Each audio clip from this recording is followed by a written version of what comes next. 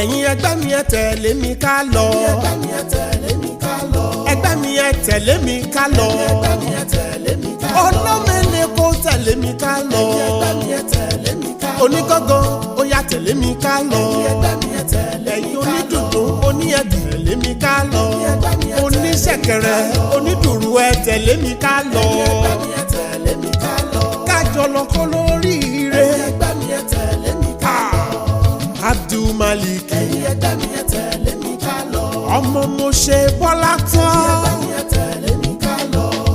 ẹ tẹ̀lé mi ká lọ. orí rẹ sọ̀rẹ́ o, orí rẹ sọ̀rẹ́, orí rẹ sọ̀rẹ́ o, o ti ránu gbà o, kí lẹ ti wí. orí rẹ sọ̀rẹ́, orí rẹ sọ̀rẹ́, orí yín sọ̀rẹ́ o, happy birthday.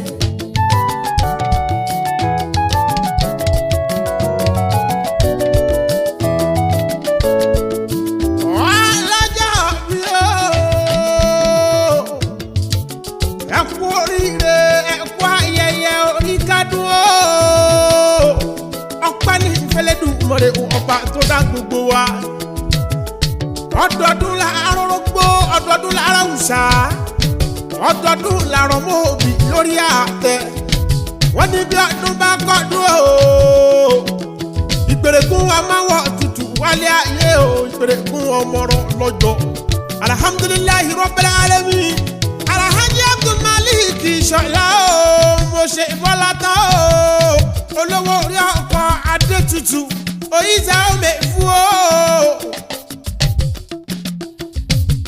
olólùfẹ́ ẹ̀yin lọ́jọ́ gbogbo ni olólùfẹ́ tó fẹ́ràn ọkọ rẹ̀ dénúdénúdénú o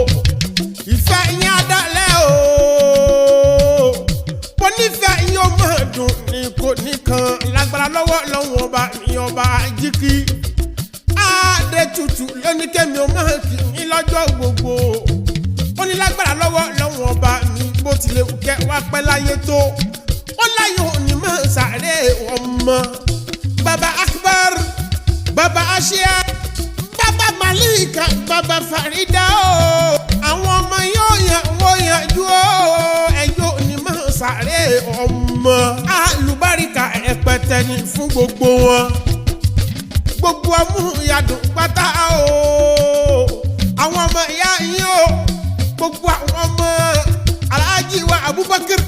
gbogbo wọn náà ní kẹ́mi ọmọ kì í gbégbé ẹ̀jọ̀ ọmú ìyá dùn yóò máa dùn nìkò nìkan lágbára lọ́wọ́ lọ́wọ́ ọba mi ọba jíkí ó fi bẹ̀rẹ̀ látọrí olórí ẹbí káfàtà ó fi dórí àbí kan ìpátá o ẹ̀yin ọmọ ìyá wa Asma wa ọmọ ọba Bello tó relé o gbójọ́ sí o okùn ọmọ ìyá yìí lágbára lọ́wọ́ lọ́wọ́ ọba mi okùn ọmọ ìyá yìí ò wá níjà láíláíláíláí o àti gbogbo ẹbí mo ṣe Bọ́lá tán ní ti ilé toko nání kẹ́mi ọmọ kì í gbégbé ẹjọ́ pípẹ́ lágbára lọ́wọ́ lọ́wọ́ ọba ire gbogbo lágbogbo kó máa bọ̀ lọ́dọ̀ rẹ̀ wọ́n ní yóò máa dùn ní kò nìkan wọ́n ní bọ́ ọba wo wájú ẹ̀ ríre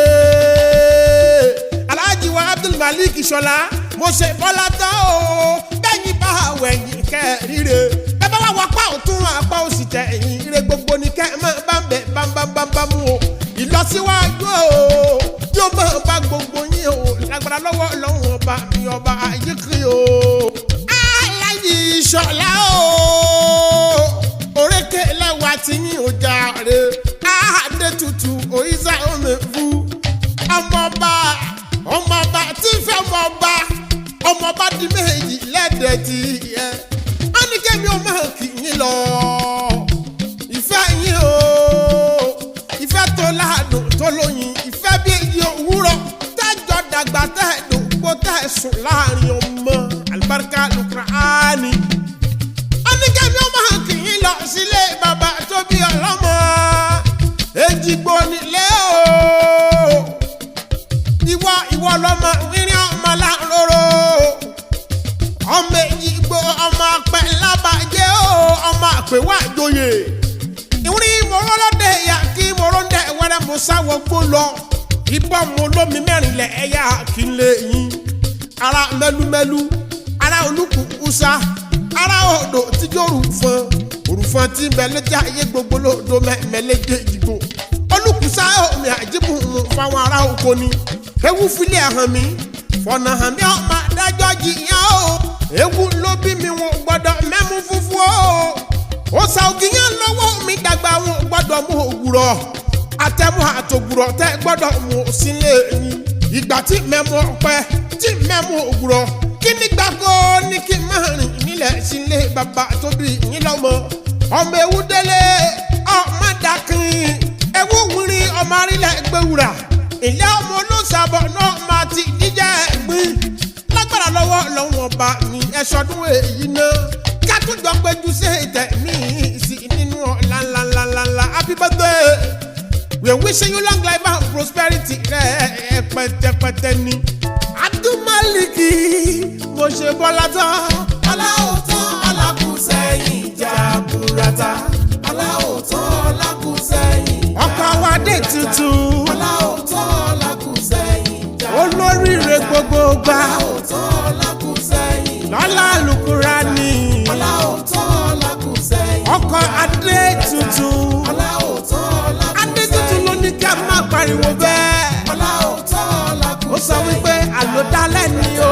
aláòótọ́ alákùsẹ̀yìn àlùbáríkà yìí àlòdálẹ́ ni o aláòótọ́ alákùsẹ̀yìn ìyàwó yín adé tuntun aláòótọ́ alákùsẹ̀yìn àti gbogbo mọ̀lẹ́bí adé tuntun yìí pátápátá aláòótọ́ alákùsẹ̀yìn náà sọ wípé happy birthday aláòótọ́ alákùsẹ̀yìn jaburata prosperity aláòótọ́ alákùsẹ̀yìn jaburata happy birthday èmi là bí ọdún àyìn gẹ́gẹ́ ojú Elédùmarè etí nú àpẹ̀sà àgbáyé gbogbo àgbáyé ara kẹ́ńgẹ́ o.